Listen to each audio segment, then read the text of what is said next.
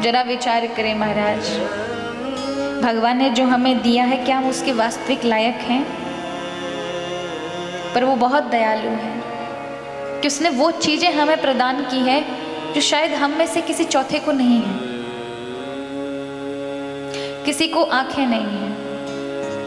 अभी एक black fungus आया है जिससे आंखें लोगों की चली जा रही है ना। किसी के पास नेत्र नहीं है संसार को देखने के लिए, तो संसार तो है लेकिन संसार को देखने के लिए नेत्र नहीं है।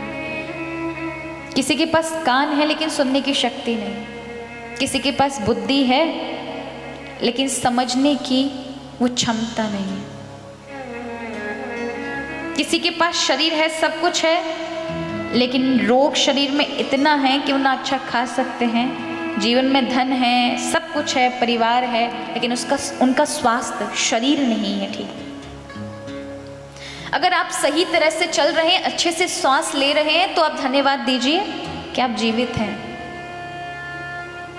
प्रभु की बड़ी कृपा है कि आप सुरक्षित हैं। इन आंखों से संसार को देख रहे हैं, कानों से कथाएं सुन रहे हैं, लोगों को सुन रहे हैं, उनका हालचाल पूछ रहे हैं। कभी सोचा है भगवान ने कितना कीमती शरीर आपको दिया है? जब शरीर में ब्लड की कमी आ जाती है तो हम पैसों से खरीदते हैं ब्लड। जब कहीं से कोई डोनेट नहीं करता, कहीं कोई डोनेटर नहीं मिल रहा, तो हम चाहते हैं कि हमारा कैसे भी वो व्यक्ति बचे जिसको खून की कमी है, भले पैसे से ले लेंगे, चढ़वाते हैं खून। किडनी फेल हो गई तो फिर किडनी ट्रांसफर करानी पड़ती है, कितना पैसा लगता है। हृदय में कुछ बंद हो जाए, उसका ऑपरेशन करने के लिए, सर्जरी करने के लिए कितने लाखों करोड़ों रुपए चुकाने पड़ते हैं। एक आंख खराब हो जाए तो उससे बनवाने के लिए कितने लाखों रुपए देने पड़ते हैं। एक दांत टूट जाए तो दोबारा वैसा दांत नहीं बन सकता, नकली दांत लगाने के लिए हजारों लाखों रुपए देने पड़ते हैं। जो जो अंग आपके पास है इसका आर्टिफिशियल एकदम सेम ऐसा नहीं है, वो आर्टिफिशियल ही रहेगा, सेम फॉर्मेट नहीं बना सकता कोई। लेकिन देखें प्रभु ने आपको कितनी सुंदर सुंदर चीज़ों से कि शरीर की वो सारी चीज़ें दी हैं जो आप आज उपयोग कर रहे हैं, जो आप अपने फेफड़ों में सांसें लेते हैं और छोड़ रहे हैं। कईयों के तो सिलेंडर लगे होंगे मुंह पर ना, कठिनता से सांस भी नहीं अंदर जा रही, उनका खुद का शरीर साथ नहीं दे रहा। उनके लिए प्रार्थना करें कि प्रभु उनको नया जीवन दान दें और वो स्वस्थ होकर फिर से अच्छे कर्मों में लगें और अपने जीवन के महत्व को समझें। उनके लिए प्रार्थना करें कि जो लोग तड़प रहे हैं, इस महामारी के पीड़ित हैं, उन सब के लिए प्रार्थना करें। हे प्रभु, इस संसार को जो कृत्य सबने या हम सबने जो किए हैं, उन अपराधों को क्षमा करके, क्योंकि ये सब हमारी करनी का ही फल है। हमारे अंदर धर्म का दिखावा तो है पर धर्म नहीं है। आज राष्ट्रनिष्ठा, राष्ट्र धर्म, धर्मनिष्ठा, वेदनिष्ठा, मानव निष्ठा के लिए हमें धर्म होना चाहिए। वो केवल दिखावा, धार्मिकता तो है दिखावे के लिए पर धर्म नहीं।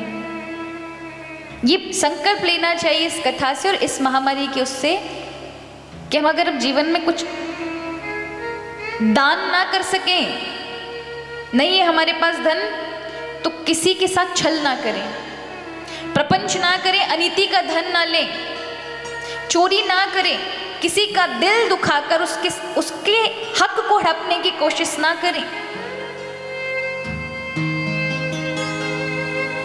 ये संकल्प लें, ये संकल्प लें कि बड़ा सा चंदा देके मंदिर या हॉस्पिटल ना बना सकें, चल जाएगा, लेकिन मिलावटी करके व्यापार में या दवाइयों में और अच्छे भरे स्वस्थ समाज को अस्पताल तक पहुंचाने का काम ना करें,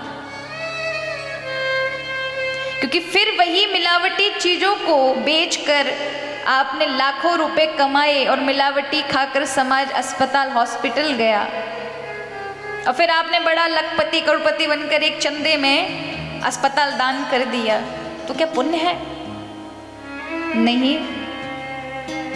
धर्म क्या कहता है? आपकी धार्मिकता आपके विचारों से निकलनी चाहिए कि आपके विचार इतने उच्च होंगे तो एक दिन आप उस लायक बनेंगे कि लोगों की आप मदद कर सकें।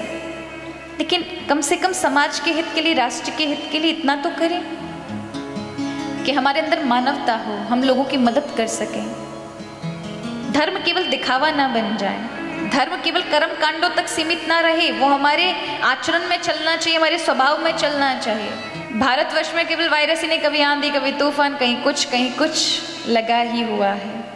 और कहीं ना कहीं हमें संभलना चाहिए प्रकृति के साथ। अब हम अन्याय ना करें, अब हम प्रकृति को दें, क्योंकि उससे जिससे हम एक बोकर 50 निकालते हैं, जिसमें एक दाना बोकर 1000 निकालते हैं, उस देने वाली प्रकृति को हमने केवल लूटा है, शोषण किया है। इसलिए अब हम क्या दें? पशु पक्षियों को आज़ादी दें, मांसाहार कम करें, लोगों को जीने का अधिकार दें। खासकर युवा, भारत युवा राष्ट्र है, सबसे ज़्यादा युवा भारतवर्ष में रहते हैं। अगर प्रत्येक युवा ये संकल्प ले ले कि वो मांसाहार नहीं करेगा, वो जीवन में, अब आप अपने कुत्ते को कितना प्यार करते हैं, अपने घर में पाले पंछियों को कितना प्रेम करते हैं, कोई बाहर घायल मिल जाए तो उसका उपचार करवाएंगे, और फिर वही शाम को जाकर के किसी रेस्टोरेंट में मांस खा रहे होते हैं। तो क्या हमारे अंदर वो कैसी दया जो घर में तो अपने पालतुओं पर होती है लेकिन बाहर जाकर अन्य प्राणियों के ऊपर नहीं दिखाई पड़ती, और हम कैसे, हमारे मुंह में चला जाता है ये नहीं जानता। एक पिता डाइनिंग टेबल पर बैठ करके अपने बच्चे को शिक्षा दे रहा होता है मांसाहार खाते हुए, बेटा देखो कभी किसी की हाय मत लेना, किसी का बुरा मत करना। वो भूल जा रहा है कि वो जिस चीज को पकड़कर शिक्षा, धार्मिक उपदेश दे रहा है अपने बच्चे को, वो मांस भी कभी किसी एक शरीर में परिणित था और उसके प्राण ले लिए गए। उसका भी परिवार था, उसके भी बच्चे थे। हम जब तक आज़ादी नहीं देंगे ऐसी प्रकृति की आपदाएं हम पर पड़ेंगी, और हमें शिक्षा लेनी चाहिए इन सब से।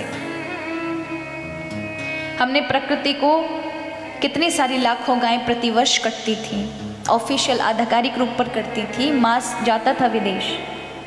कितनी सारी गाय ही नहीं, भेड़ बकरियां आदि, छोटे छोटे पशु पक्षी आदि सब, आधुनिक रूप से हर एक गली मोहल्ले में एक रेस्टोरेंट चलता था, एक होटल, सब शाम को मांसाहारी करेंगे। आज से 70 साल पहले लोग इतने मांसाहारी नहीं थे। 25% लोग मांसाहार करते थे, वो भी किसी समय पर, उनकी ऐसी स्थिति थी, वो किसी साल में 1-2 बार कर लिया, पर इस तरह से नहीं कि बस खाने के बिना रह नहीं सकते। भगवान ने सब कुछ प्रदान किया है, तो क्यों किसी की जीव की हत्या करें? जब हम अपने बालकों को मार नहीं सकते, उनको कुछ कष्ट हो तो हमारे हाथ पैर फूल जाते, तो हमारे अंदर मानवता कहाँ रही कि हम किसी की बालक की या किसी परिवार की हत्या कर दें? कई लोग कहते हैं कि हम थोड़ी ना मार रहे, हम तो मांस लेकर आ रहे हैं, वो करेगा भरेगा, वो आप खा भी तो रहे हैं, आपका भी सहयोग है। अगर प्रत्येक व्यक्ति में से सब अगर ये संकल्प ले लें कि वो मांसाहार नहीं खाएंगे, तो मांसाहार नहीं बिकेगा, और नहीं बिकेगा तो जीवों की रक्षा होगी, और जीवों की रक्षा होगी तो जो मौतें दी हैं वो परिणाम स्वरूप जो वापिस आई हैं वो नहीं होगी। प्रकृति को लौटाया ही क्या है? हमने यही चीजें लौटाई हैं, तो वही वापस आ रही हैं हमारे सामने। इसलिए पेड़ लगाएं, जो पेड़ हमने अपने ऐशो आराम के लिए, बंगले आदि बनाने के लिए या बड़ी बड़ी इमारतें खड़े करने के लिए तहस नहस करके बहा दिए, काट दिए, उन्हें दोबारा से लगाया जाए। थोड़ी सी मानवता, दूसरों की मदद की जाए, अपने अंदर धर्म लेकर आया जाए, इंसानियत लाई जाए।